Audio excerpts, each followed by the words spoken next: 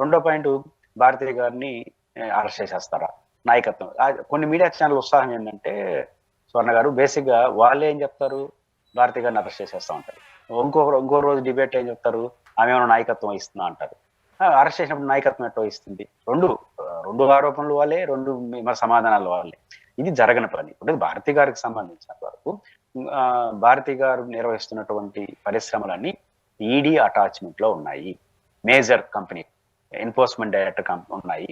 మీకు తెలుసు కదా, విజయమ్మ గారికి ఇచ్చినటువంటి ఈ షేర్ల బదలాయింపు ఎందుకు ఆపేశాడు జగన్మోహన్ రెడ్డి మధ్యలో? ఎందుకంటే ఈడీ అటాచ్మెంట్ లో ఉంది కాబట్టి షేర్లు క్రయ విక్రయాలు చేయకూడదు, సో అమ్మలేము కొనలేము కాబట్టి ఆపేమని చెప్పినాడు రికార్డెడ్ గా. లేదా ఆయన బెయిల్ మీద ప్రభావం చూపిస్తుంది. అలాంటిది భారతి గారి నాయకత్వం ఇస్తున్నటువంటి సంస్థలన్నింటిలో ఈడీ అటాచ్మెంట్ ఉన్నప్పుడు ఎట్ట పెడితే అట్లా డబ్బులు షేర్లు ఎట్ట చేస్తారు? జరగడానికి వీల్లేదు. రెండో పాయింట్, మీరు చెప్పిన భారతీ సిమెంట్ ఉందనుకుంటున్నారా మీరు? భారతీ సిమెంట్ ని ఎప్పుడో కొన్ని సంవత్సరాల క్రితం అనుకుంటాను French company, multinational company take over తీసుకునేసింది. 51% షేర్లు కొనేశారు. కాబట్టి ఈడీ అటాచ్మెంట్ లో ఉంది. అసలు భారతీ సిమెంట్ వాళ్ళ పరిధిలో లేదు. ఫ్రెంచ్ కంపెనీ కొనేసినట్టున్నది. ఇంకా దాంట్లో ఎందుకు పెడతారు ఈ పెట్టుబడులు? ఇంకేంటంటే కొత్త చోట చూసుకుంటారు. కాబట్టి పెట్టుబడులు పెట్టడానికి భారతీ సిమెంట్ వాళ్ళది కాదు, ఫ్రెంచ్ కంపెనీ అజమాయిషీలోకి వెళ్ళిపోయింది. రెండు, ప్రధానమైంది అన్ని కంపెనీలు భారతి గారు చూస్తున్నవన్నీ ఈడీ అటాచ్మెంట్ ఉన్నాయి కాబట్టి ఎలా పడితే అలా చేయడానికి స్కోప్ లేదు. ఈ రొచ్చు కారణాలు ఇస్తే మద్యం షాపులు డబ్బులు వచ్చినాయని చేయలేదు, నాకు తెలియదు. ఆధారాలు ఉంటే ప్రభుత్వం చెప్పండి. కూడా భారతీ సిమెంట్ లోకే డైవర్ట్ చేశారు. సో అంటే భారతీ సిమెంట్ లేదంటున్నా పెట్టారు అని అంటున్నారు, మీరేమో లేదు అంటున్నారు. భారతీ సిమెంట్ ని ఫ్రెంచ్ కంపెనీ అమ్మేశారు చాలా రోజుల క్రితమే. మరి డైవర్ట్ చేశారు అన్న వాదన ఎందుకంత బలంగా వినిపిస్తుంది? పేరు భారతి కదా, సిమెంట్ పేరు ఏం పేరు? సమస్య ఏంటంటే భారతి ఎవరు? జగన్మోహన్ రెడ్డి గారు భార్య. వేసేస్తే పని అయిపోద్ది, మాటే కదా, పోయిందేముంది. అయ్యో, కాబట్టి అట్లా మాట్లాడుకోవడం తప్ప ఇంకేం లేదు. కాబట్టి నేను అనుకుంటుంది అవినీతి జరిగిందా లేదా మనకు ఆధారాలు లేవు, టెక్నికల్ గా వాళ్ళు నిరూపించుకోవాలి, ఏం చేస్తారో చూద్దాం. బట్ కొన్ని వస్తున్న ఆరోపణలు వాస్తవానికి దగ్గర కాలి. ఎందుకంటే ఈడీ అటాచ్మెంట్ లో దాన్ని ఎట్టబెడతారు, డబ్బులు ఎట్టబెడతారు, షేర్లు ఎట్ట చేస్తారు. ఒకవేళ అవినీతి జరుగుంటే గేర్ చోట పెట్టున్నారంటేనే కొంచెం ఏమో చూడండి అని చెప్తాను. ఉదాహరణకు తీసుకొచ్చారు భారతి గారు ఇంకో చోట ఎక్కడో కొత్త కంపెనీ పెట్టారు, లేదా ఆస్తులు కొన్నారు ఆమె పేరుతో అని అంటే ఏమో నిరూపించని అంటాం, మనకు సంబంధం లేని విషయం కాబట్టి. కానీ ఇది వరకే ఉన్న కంపెనీలని ఈడీ అటాచ్మెంట్ లో ఉన్నప్పుడు ఎలా పెట్టుబడులు పెడతారు, ఎలా సాధ్యమవుతుంది టెక్నికల్ గా అనేది నా పాయింట్. అంతే తప్ప దాంట్లో ఉండదు అంటున్నా. మిగతా విషయం ప్రభుత్వం ఏం చేస్తుందో చూడాలి. అంటే భారతి గారిని పదే తీసుకొస్తారంటే భారతి గారు ఎవరు? వైఎస్ జగన్మోహన్ రెడ్డి గారు భార్య. భారతి గారు సతీమణి కాబట్టి ఆ మీద ఆరోపణ చేస్తే ఏ భర్త అయినా ఇరిటేట్ అవుతాడు. ఆ రకంగా ఇరిటేట్ చేద్దాం అనుకుంటున్నారు. రెండోది, భారతి గారిలో ఉన్న లక్షణం ఏంటి? ఆమె దేనికి స్పందించదు, ఆమె పని ఆమె చేసుకోబోతుంది. కాబట్టి ఆమె పని చేసుకుని ఎంత ఇరిటేట్ చేసి ఆమె స్పందించదు. కాబట్టి ఇది కోపం వాళ్ళకి. రెండోది, భారతి గారిని ఎంత విమర్శించినా జగన్ గారికి కూడా ఇబ్బందే కాబట్టి భారతి గారి మీద భుజాల మీద తుపాకు పెట్టి జగన్ కొట్టడానికి ట్రై చేస్తారు. ఇది మొదటి నుంచి ఉన్న అలవాటే. కానీ భారతి గారు తన భర్త పులివెందుల ఎమ్మెల్యేగా పోటీ చేసినప్పుడు మాత్రమే వస్తారు, గెలిపిస్తారు, ఆ పని ఆమె చూసుకుంటారు. ఇప్పుడేమి ఎలక్షన్స్ లేవు, ఇంకేమీ లేవు కాబట్టి ఆమె వ్యాపారాలు ఆమె కుటుంబాన్ని మాత్రమే చూసుకుంటారు. రాజకీయాలు భర్తే చూసుకుంటాడు. జైలుకి వెళ్ళినా కూడా 2 నెలల్లో 3 నెలల లోపల ఆ పార్టీగా నడుస్తుంది. సార్, ఇప్పుడు ఏపీలో రివెంజ్ పాలిటిక్స్ నడుస్తున్నాయి అని చాలా బలంగా గట్టిగా వినిపిస్తున్న సందర్భంలో ఆ రోజు భువనేశ్వర్ గారి ఇష్యూ కావచ్చు, మరోపక్క చంద్రబాబు నాయుడు గారిని స్కిల్ డెవలప్మెంట్ కేసులో జైలుకు పంపించడం కావచ్చు, ఆ రోజే నారా లోకేష్ గారు తన రెడ్ బుక్లో ఫస్ట్లో జగన్మోహన్ రెడ్డి గారి అరెస్ట్కి సంబంధించి పెద్ద పెద్ద హెడ్లైన్స్లో రెడ్ పెన్తో రాసుకుని ఉన్నారు.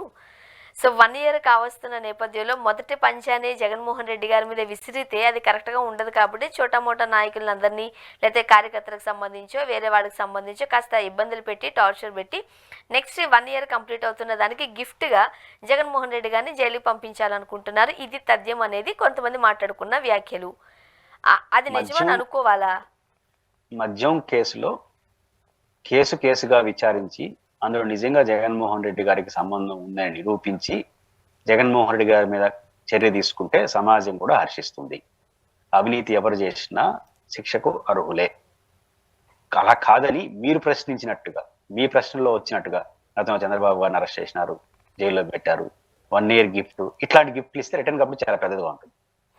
రిటర్న్ గిఫ్ట్ ఓలేదో ఉంటుంది. అంటే కేసుగా చూసి ఆ కేసులో నిజంగా జగన్మోహన్ రెడ్డి గారికి సంబంధం ఉందని నిరూపితన జరిగితే ఖచ్చితంగా జగన్మోహన్ రెడ్డి గారిని అరెస్ట్ చేయడం ద్వారా ప్రభుత్వానికి, లోకేష్ గారికి మంచి పేరు వస్తుంది. ఎందుకంటే ముఖ్యమంత్రిగా పనిచేసిన వ్యక్తి కూడా నిగ్గు తేల్చారు, దట్ ఈజ్ లోకేష్ అనుకుంటారు. ఇబ్బంది ఏం లేదు. చేయమని కూడా నిగడ వార్త నిజంగా జరుగుంటే కేసుగా చూసి, కానీ ఎట్లయినా సరే కొన్ని రోజులు పెడదాం, గతంలో చంద్రబాబు నాయుడు గారు మా నాయన్ని అరెస్ట్ చేశారు కదా అనే ఉద్దేశం లోకేష్ గారికి ఉంటే మాత్రం ఆయన గిఫ్ట్ ఎంతదో కానీ ఆ తర్వాత ప్రజలు ఇచ్చే రిటర్న్ గిఫ్ట్ చాలా పెద్దది ఉంటుంది. కాబట్టి ఇది పెద్ద ప్రయోజనం ఉండదు. తప్పు జరుగుంటే శిక్షిస్తే ప్రభుత్వానికి మంచి పేరు వస్తుంది. గతంలో వాళ్ళు చేశారు కాబట్టి మేము కూడా చేస్తామంటే వాళ్ళకన్నా పెద్ద రిటర్న్ గిఫ్ట్ మీకు వస్తుంది. అంతే తప్ప ఇంకోటి ఉండదు. కాబట్టి రిటర్న్ గిఫ్ట్ కోసం చేస్తే రిటర్న్ గిఫ్ట్ పెద్దది ఉంటుంది. కేసు కోసం చేస్తే మంచి పేరు వస్తుంది. కేసు కోసం చేస్తే గుడ్, గిఫ్ట్ కోసం చేస్తే రిటర్న్ గిఫ్ట్ ఉంటుంది.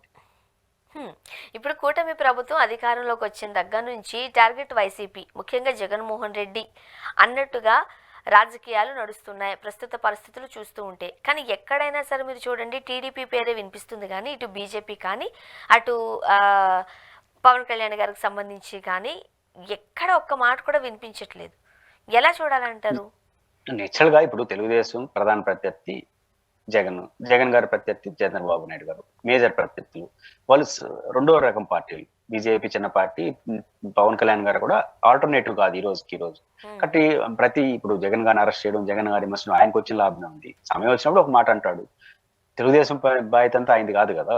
కాబట్టి పవన్ కళ్యాణ్ గారు విమర్శించలేదంటే లేదో తప్పు జరగలేదని కాదు. ఇప్పుడు జగన్ గారిని అరెస్ట్ చేయండి అని అంటే దానివల్ల వచ్చే నష్టం వాళ్ళకి కూడా వస్తుంది కదా. కాబట్టి లాభమేమో తెలుగుదేశానికి పోతుంది, నష్టమేమో అందరికీ వస్తుంది. అందువల్ల మాకెందుకు వాళ్ళు పడతాలే అనుకుంటారు. కానీ తెలుగుదేశం పార్టీ చాలా ప్రొఫెషనల్ గా, పొలిటికల్ గా చాలా క్లారిటీతో ఉంటుంది. ఖచ్చితంగా జగన్మోహన్ రెడ్డి గారిని అరెస్ట్ చేయాల్సిన పరిస్థితి వచ్చి అరెస్ట్ చేస్తే వాళ్ళిద్దరిని కూడా ఊబిలోకి తీసుకొస్తుంది. మాతో పాటు వాళ్ళు కూడా సమంగా జగన్ గారి అరెస్ట్ కేసులో ప్రయత్నం చేసినారు అని ప్రజల ముందైతే నిలబెడతారు. కాబట్టి వాళ్ళు ఏం వదలరు. కాబట్టి పవన్ కళ్యాణ్ అయినా బీజేపీ అయినా వేరే అభిప్రాయం ఉందని కాదు, వాళ్ళు రాజకీయంగా వాళ్ళకున్న పాత్ర రీత్యా తెలుగుదేశం పోషించిన పాత్రనే వాళ్ళు పోషించాల్సిన అవసరం లేదు, పోషించరు కూడా. కానీ తెలుగుదేశం ఉన్న గొప్ప లక్షణం ఏంటంటే ఇట్లాంటి అరెస్టులు, ఎదురుదాడులు, విమర్శలు చేసేటప్పుడు తన ఒక్కటే ఎప్పుడు చేయదు, ఒంటరిగా ఉండదు, అందరినీ కలుపుకొని చేస్తుంది. ఆ రోజు వచ్చినప్పుడు ఖచ్చితంగా వీళ్ళందరినీ కూడా మొగ్గులోకి చేస్తారు. అంటే మొన్న ప్రధానమంత్రి మోదీ గారు వచ్చినప్పుడు జగన్మోహన్ రెడ్డి గారికి సంబంధించి సాధారణంగా ప్రతిపక్షంలో ఉన్నప్పుడు ఏదో ఒక మాట విసిరి వెళుతూ ఉంటారు. ఖచ్చితంగా అది మన భాగం కూడా రాజకీయాలలో. కానీ ఒక్క మాట కూడా అనలేదు. అది మంచి చెడు అన్న విషయం పక్కన పెడితే పేరు కూడా ఎత్తలేదు. అక్కడ ఎక్కడో ఆలోచనలో కొంతమంది నేతలు పడ్డారు అనేది ఒక వార్త. నిజమేమో అనిపిస్తుందంట చూసే వాళ్ళకి. నెంబర్ 1, నేను ముందు చెప్పినట్టు మోడీ గారి నాయకత్వం బీజేపీకి జగన్ ప్రధాన ప్రత్యర్థి కాదు. రాష్ట్రంలో ఒక జూనియర్ భాగస్వామ్యం మాత్రమే బీజేపీ ఆంధ్రప్రదేశ్ లో తెలుగుదేశాన్ని. చిన్న పార్టీ కాబట్టి, దేశంలో పెద్ద పార్టీ కాబట్టి చిన్న పార్టీ వాళ్ళు ఎదగడానికి ప్రయత్నిస్తారు. కాబట్టి సరాసరి చంద్రబాబు గారి ప్రత్యర్థి వాళ్ళకేం కొట్లాట పెట్టుకోరు వ్యూహాత్మకంగా. రేపు ప్రైమ్ మినిస్టర్ ఆయన, ఓడిపోయిన మాజీ ముఖ్యమంత్రిని ఎందుకు తిడతాడు? ఇది మొదటి అంశం. రెండో విషయం, జగన్మోహన్ రెడ్డి గారు ఎప్పుడు బీజేపీని ఏమన్నాడే, కాంగ్రెస్ని ఏమన్నాడే? ఎందుకని? భయమా? కాదు. ఆయన ప్రత్యర్థులు వాళ్ళు కాదు. ప్రత్యర్థులతో గొడవ పెట్టుకుంటారు తప్ప ప్రత్యర్థి కానోళ్ళతో ఎందుకు గొడవ పెట్టుకుంటారు? ఇది ఫస్ట్ పాయింట్. మోడీ గారు ఇక్కడ అనలేదు అమరావతిలో జగన్ని. ఇప్పుడు లోకేష్ గారు పోయి కలిసినంత మాత్రాన ఆడ వింటాడా, యాక్సెప్ట్ చేస్తాడంటే ప్రధానమంత్రి, హోంమంత్రి ఎప్పుడు కూడా వినడం తప్ప స్పందించడం ఉండదు. వాళ్ళ స్పందనలు ఎప్పుడు చూపించారు అప్పుడు చూపించేస్తారు. కాబట్టి ప్రధానమంత్రి జగన్ గారు వెళ్ళినా చంద్రబాబు వాళ్ళు మనసులో మాట బయట పెట్టరు. మనం ఏం చెప్పినా వింటారు. ఇని వాళ్ళకి కావాల్సిన వాళ్ళు చేసుకుంటారు. కాబట్టి లోకేష్ గారు అడిగినా చంద్రబాబు అడిగినా అన్ని వింటారు. లోకేష్ లాంటి స్థాయి వ్యక్తి ఇప్పుడు అప్కమింగ్ అనుకోవాలి మనం. ఓకే, ఆ స్థాయి వ్యక్తి ప్రధానమంత్రి మోదీ గారిని కలిసినప్పుడు జగన్మోహన్ రెడ్డి గారి ప్రస్తావన తెచ్చే అవకాశం ఏమైనా ఉంటుందంటారా? ఆ క్యాలిక్యులేషన్స్ ఎలా ఉంటాయి? ఉంటుంది. జరిగే పరిణామాలు ఖచ్చితంగా చెప్తారు. కానీ దానికి వాళ్ళు నేరుగా స్పందించరు. టీకయ్యో చూస్తాను కూడా చెప్పరు. వింటారు. మేము విన్నాము అని చెప్తారు. మరి మమ్మల్ని విన్నాను అనుకుంటారు, తల ఉంచి విన్నాము అంటారు. వాళ్ళు అనుకున్నది వాళ్ళతో మాట్లాడుకుంటారు ఏం చేద్దామని. అంతే తప్ప ఎటువంటి పరిస్థితుల్లో కూడా లోకేష్ గారికి అక్కడికక్కడికి ఆన్సర్ రాదు. అంతెందుకండి, మీరు ఎప్పుడైనా పోయి ఇంటర్వ్యూ చేయండి లోకేష్ గారిని. ఇంటర్వ్యూ చేసినప్పుడు లోకేష్ గారిని ఏదైనా ఏం చేయబోతున్నారంటే ఇది సమాచారం సార్ అంటే అవునా వింటాను అంటాడు.